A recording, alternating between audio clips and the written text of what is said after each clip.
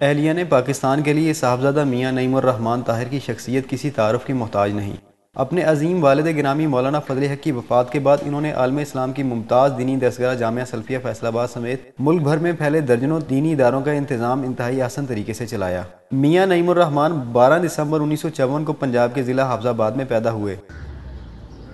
یہ ایک بڑے دیندار گھرانے سے تعلق رکھنے والے تھے۔ ان کے والد محترم نے بھی دین کی، مسلک کی، جماعت کی بہت خدمت کی ہے۔ پاکستان کی بہت سی مساجد کی تعمیر میں ان کا حصہ ہے۔ جماعت کی ترقی، بہتری، کارکردگی میں ان کا بڑا حصہ ہے۔ ہمارے پاس تو الفاظ نہیں ہیں ان کو خراج عقیدت پیش کرنے کے لیے۔ پاکستان کا کون سا علاقہ ایسا ہے جہاں جائیں تو پتہ چلتا ہے کہ یہ مسجد یا لوگ کہتے ہیں میاں فضل حق صاحب نے بنوائی۔ بعض لوگ ایسے ہوتے ہیں جن کو اللہ نے دوام بخشنا ہوتا ہے۔ میاں نعیم طاہر صاحب خاندانی طور پر جس گھرانے سے تعلق رکھتے ہیں، اللہ نے اس گھرانے کو فیاضی کے خاص صفت دے رکھی تھی۔ انہوں نے قرآن مجید کی ابتدائی تعلیم قاری خلیق اکبر پانی پتی سے حاصل کی، جبکہ مسلم ہائی اسکول حافظ آباد سے مڈل کا امتحان پاس کیا۔ اس دوران مدرسہ دارالحدیث محمدیہ حافظ آباد سے قرآن مجید کا کچھ حصہ حفظ بھی کیا، جبکہ قرآن پاک کا ترجمہ مولانا حافظ ابراہیم حافظ آبادی سے پڑھا۔ 1967 میں ان کے خاندان نے لاہور میں سکونت اختیار کر لی۔ وہ سلیم ماڈل ہائی اسکول اور سینٹرل ماڈل ہائی اسکول میں پڑھتے بھی رہے اور یہیں سے میٹرک کا امتحان پاس کیا، جبکہ ایف سی کالج سے ایف اے اور گریجویشن کی تعلیم مکمل کی۔ اس کے ساتھ ساتھ درس نظامی کی باقاعدہ تعلیم حاصل کی اور جامعہ سلفیہ سے وفاق المدارس کی ڈگری حاصل کی۔ میاں نعیم الرحمان دینی گھرانے سے تعلق ہونے کی وجہ سے بچپن سے ہی تبلیغی اور سماجی سرگرمیوں میں جوش و خروش سے حصہ لیتے رہے۔ وہ اہل حدیث اسٹوڈنٹ فیڈریشن کی سرپرستی بھی کرتے رہے۔ الرحمان طاہر صاحب جماعت کے نوجوانوں کے محسن تھے۔ مجھے یاد ہے کہ ایک دفعہ راوی روڈ میں اے ایس ایف کا ایک کنونشن تھا اور اس کنونشن کے انعقاد کے لیے ہمارے پاس وسائل کی بہت کمی تھی، تو اس سلسلے میں ہم نے میاں فضل حق مرحوم جو ان کے والد گرامی تھے ان سے رابطہ کیا، تو انہوں نے اس سلسلے میں اپنے اسی بیٹے کو مامور کیا، اس ڈیوٹی لگائی کہ بیٹا آپ نے ان نوجوانوں کی سرپرستی کرنی ہے اور ان کے کنونشن کے انعقاد کے لیے ہر ممکن تعاون کرنا ہے۔ تو وہ ایک تاریخی ایک واقعہ ہے جو ہمیں کبھی نہیں بھول سکتا، اور اہل حدیث نوجوانوں کے لیے یہ ہمیشہ ایک حوصلہ افزائی کا انہوں نے کردار ادا کیا۔ زمانہ طالب علمی میں انہوں نے جمعیت طلبہ اہل حدیث میں مرکزی عہدے پر کام کیا۔ ان کی گراں قدر خدمات میں مجھے ایک بات یاد ہے، بہت ساری باتیں ہیں لیکن ایک بات، کینچی چوک میں ایک مسجد اہل حدیث جامعہ مسجد مدنی اہل حدیث ہے، وہ مسجد جو ہے آج سے تقریباً 20 سال پہلے اس مسجد پہ کچھ لوگوں نے، گنڈوں نے قبضہ کر لیا اور میاں نعیم الرحمان طاہر، اس وقت میاں صاحب کی شادی کا موقع تھا اور مجھے یاد ہے غالباً مقلاوے کا دن تھا، تو میاں صاحب نے بجائے اس کے کہ مہمانوں کے ساتھ بیٹھتے، میاں صاحب وہاں سے سیدھے اٹھے اور اس جگہ پہ گئے، مقبوضہ جگہ پہ جا کر میاں صاحب نے وہاں جا کر للکارا مخالفوں کو، اور جن لوگوں نے تالے توڑے تھے میاں صاحب نے، تالے لگائے تھے میاں صاحب نے تالے توڑ دیے اور پھر ان کو للکارا، کہا میدان میں عوام کھڑے ہیں، اور اللہ کے فضل و کرم سے اس دن کے بعد وہ مسجد جو ہے آزاد ہو گئی اور وہاں تبلیغ کا سلسلہ جاری و ساری ہو گیا۔ انہوں نے یہ ابھی 27 فروری کو جب سیالکوٹ میں مجلس شورا کا اجلاس ہوا اور انہوں نے اس میں جو ہمت دکھائی، بھرپور بیماری کے باوجود وہ ویل چیئر پہ بیٹھ کے ادھر آئے، اور میرا خیال ہے انہوں نے جوان جذبوں کو ایک نئی جلا بخشی کہ جیسی بھی مصیبت ہو، جیسی بھی رکاوٹ ہو، جماعت کے لیے ہر چیز کو پس پش ڈال کے آپ لوگ آگے آئیں، اور میرا خیال میں انہوں نے جو کمٹمنٹ وہاں آ کے شو کی وہ میرے لیے بھی بڑی قابل تقلید مثال تھی۔ میاں نعیم الرحمان نے مرکزی جمعیت اہل حدیث کے پلیٹ فارم سے نمایاں خدمات سر انجام دی اور مختلف عہدوں پر فائز رہے۔ مرکزی جمعیت اہل حدیث کے ساتھ ان کی وابستگی اپنے والد گرامی کی طرح بڑی گہری، پرانی اور پختہ تھی، اور اس حوالے سے وہ میرے قریب ترین ساتھیوں میں ان کا شمار تھا۔ بڑے اخلاص کے ساتھ، بڑی وفاداری کے ساتھ، بڑی محبت کے ساتھ انہوں نے اس میدان میں بھی اپنے والد گرامی کی روایات کو نبھایا بھی ہے، بڑھایا بھی ہے۔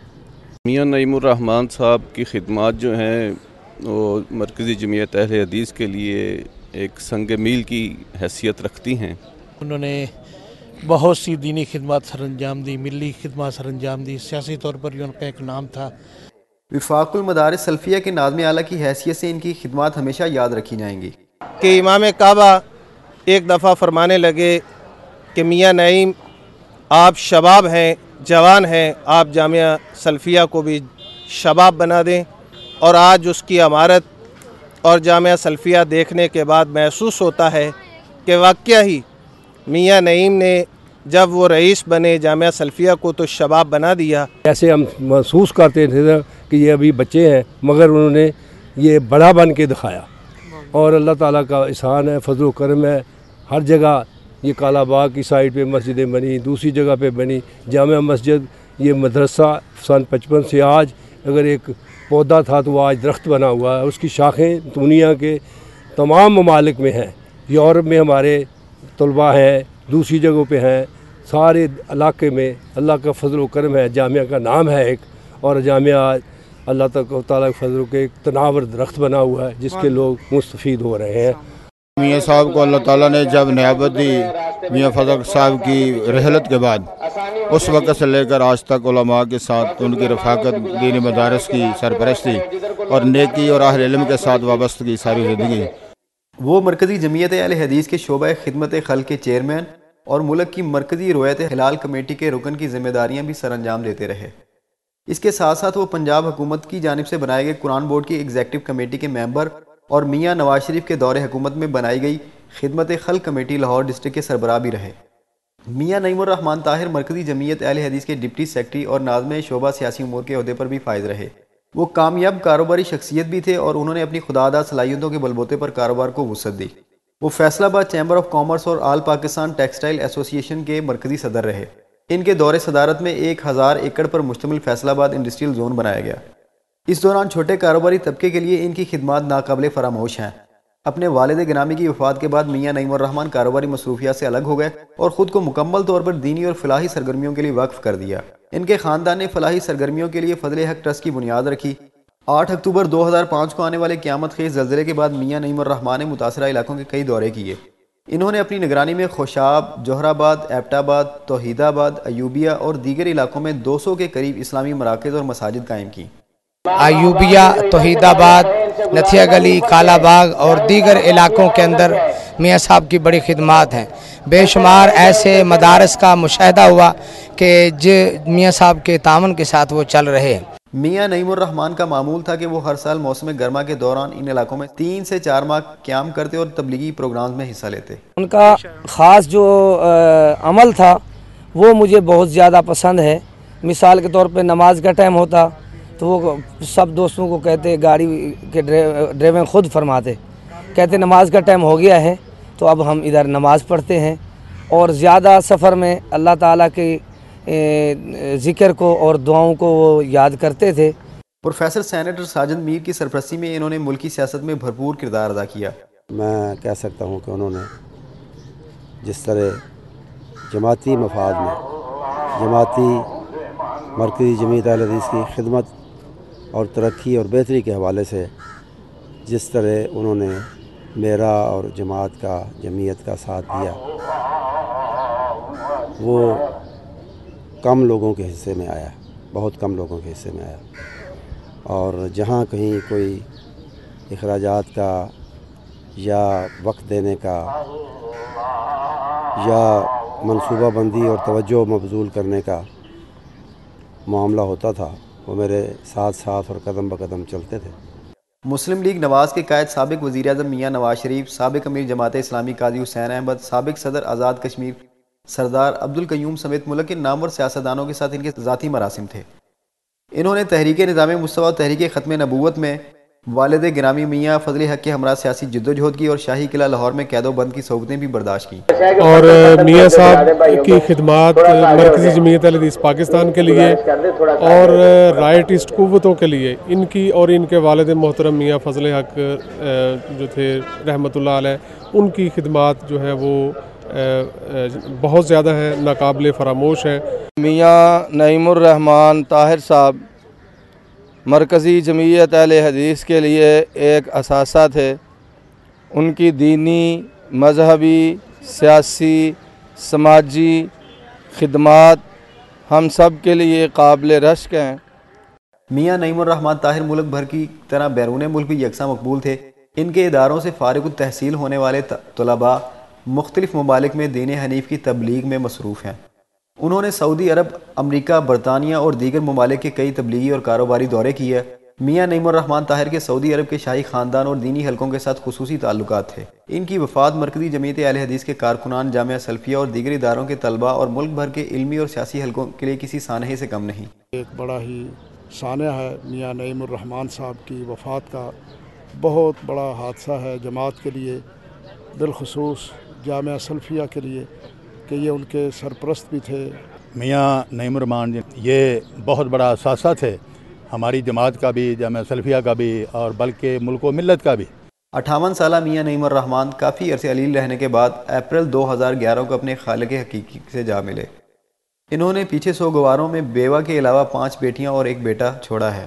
ان کی نماز جنازہ مرکزی جمعیت اہل حدیث کے سربراہ پروفیسر ساجد میر نے پڑھائی۔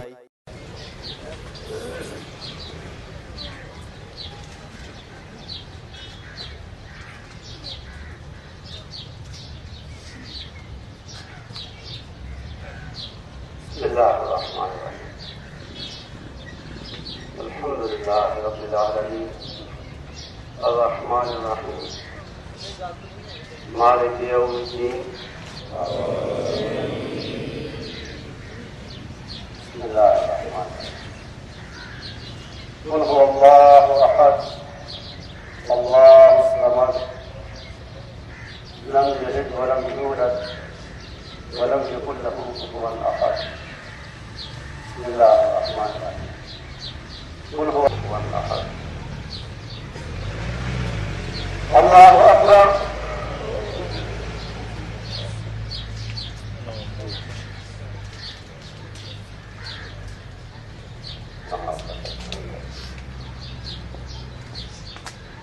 اللہ اکبر،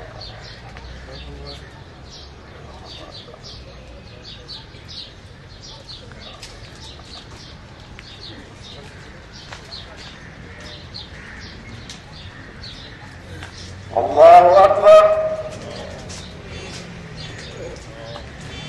اللهم اغفر لحينا وميتنا وشاهدنا وغائبنا وصغيرنا وكبيرنا وذكرنا وانثانا،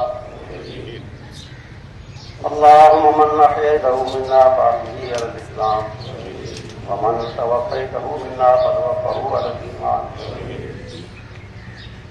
اللهم عبدك وابن عبدك احتاج الى رحمتك وانت غني عن عذابك،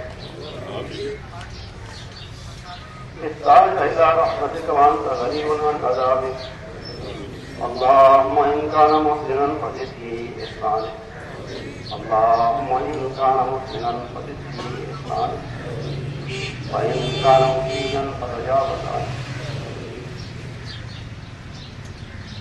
اللهم عبدك وابن انا يشهد انك لا اله الا انت وان محمدا رسولك ورسولك الدنيا واهلها، اللهم ان كان زاكيا فزكه، اللهم ان كان زاكيا فزكه، اللهم ان كان زاكيا فزكه، وان كان غير ذلك فتجاوز عنه، اللهم انت خلقتها وانت ربها، جئنا لها شفعاء فاغفر لها وارحمها، اللهم جئنا له شفعاء فاغفر له وارحمه، اللهم لا تحرمنا اجره ولا تفتنا بعده، اللهم لا تحرمنا اجره ولا تفتنا بعده،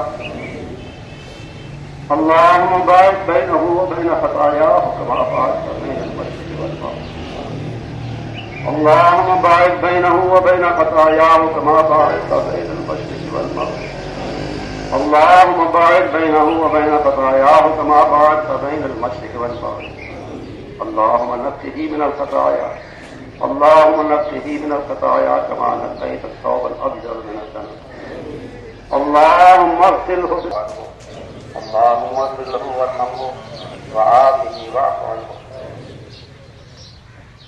اللهم اعذه من فتنة القبر وعذاب القبر، اللهم أعيذنا من فتنة القبر وعذاب القبر اللهم أعيذنا من فتنة النار وعذاب النار اللهم أعيذنا من فتنة النار وعذاب النار اللهم أعيذنا من النار اللهم أعيذنا من النار اللهم أعيذنا من النار اللهم صل وسلم ربنا اغفر لنا ربنا اغفر لنا ولا تجعل في قلوبنا